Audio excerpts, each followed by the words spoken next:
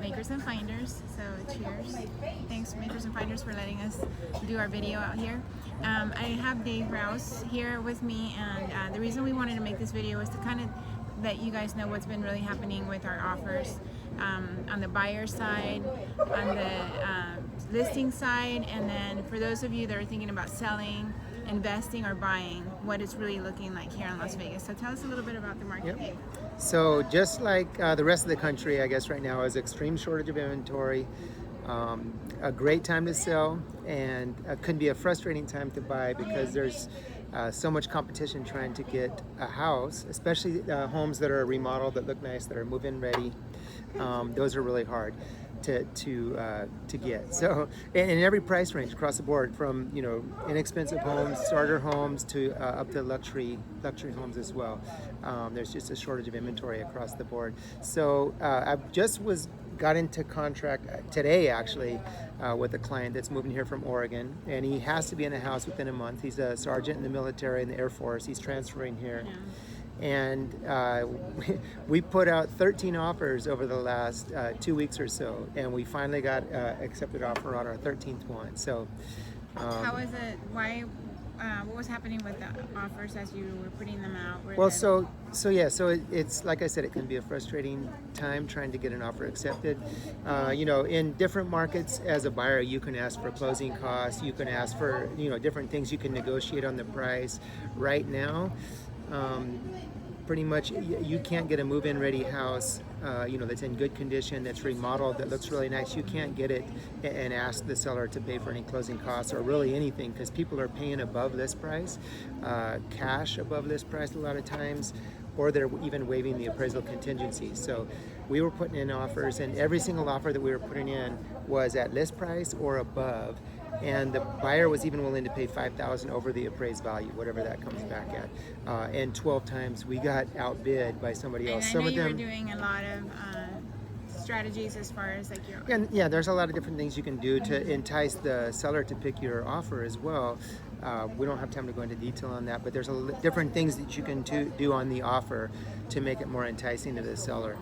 We were doing a lot of those things, and this particular buyer was a VA buyer, which sometimes sellers are not as excited to take a VA buyer, not because they don't want to help out, a veteran or someone that's in the military, but they're not, those type of loans sometimes don't appraise as high, so sellers or agents might guide their seller in the direction of taking a conventional loan. If someone that's putting why they don't appraise as high. 20% down. Yeah, so a VA loan, the buyer typically is not putting any money down, so it's a zero down loan, and so the lenders sometimes, or the appraisers for the lenders, will be a little bit more conservative. It's not actually the case, but that's the perception I think that people have. So is it more of a perception on the agent side, or is it the actual It depends on the appraiser too. I mean, some appraisers are going to appraise things strictly based on the comps. In this market that we're in today, because everything is going up, seems like on a monthly basis prices are going up. So we haven't really had any issues with appraisals lately,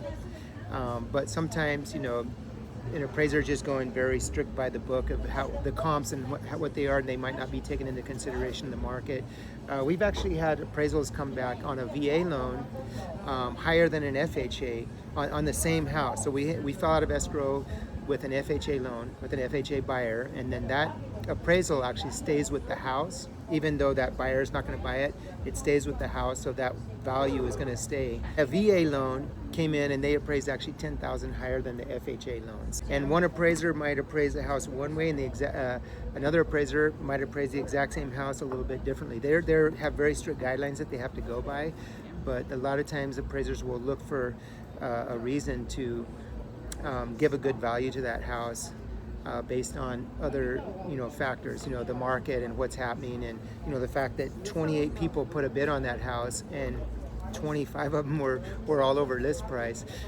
So at some point you got to start giving the buyers what they're asking for on their offers as far as appraisal. So what's happening right now in the market too is a lot of sellers are waiting, like let's say for a few days, 3 days, 4 days, sometimes a week, they're waiting before they accept an offer. So that's a double-edged sword, because a lot of buyers now are putting in multiple offers, 3, 4, 5 offers at a time, because they're having to put 12, 13, 20 offers before they get something accepted. So they're not putting an offer and waiting a week to find out, are we going to get accepted for this? So they're going to put an offer on a house they like. They'll put another offer on another house they like. They might put 3 more offers on 3 houses they haven't even seen yet because they're trying to get a house. So what would you recommend to a listing agent or a seller at that point? Yeah, as a seller, you know, at some point, and it's human nature, you know, to be a little bit greedy because you realize, oh my goodness, I'm getting so many offers, and it becomes counterproductive in the fact that it becomes overwhelming to the listing agent.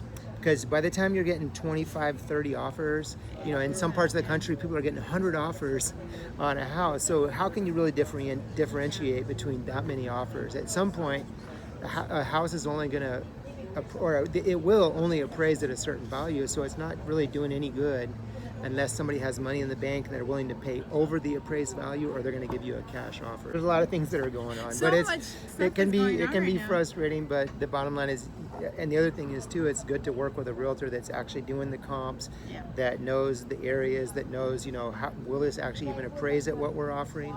That the offer that we actually got accepted, we offered $5,000 below the list price because it was overpriced. And at $5,000 below the list price, we also didn't offer to pay above appraised value on that one, and that's the one we got accepted. So, well, I want to say, I guess, this market, it has been really tough for a buyer's agent, and I just want to say that I want to thank you for working so hard for us and all the work you've done. I really appreciate it. And one thing I can say, you guys, is he is such a hard worker. Like, once you tell him you want to find a house, he will find you a house. He works so hard with his buyers, so committed. It becomes a challenge to me.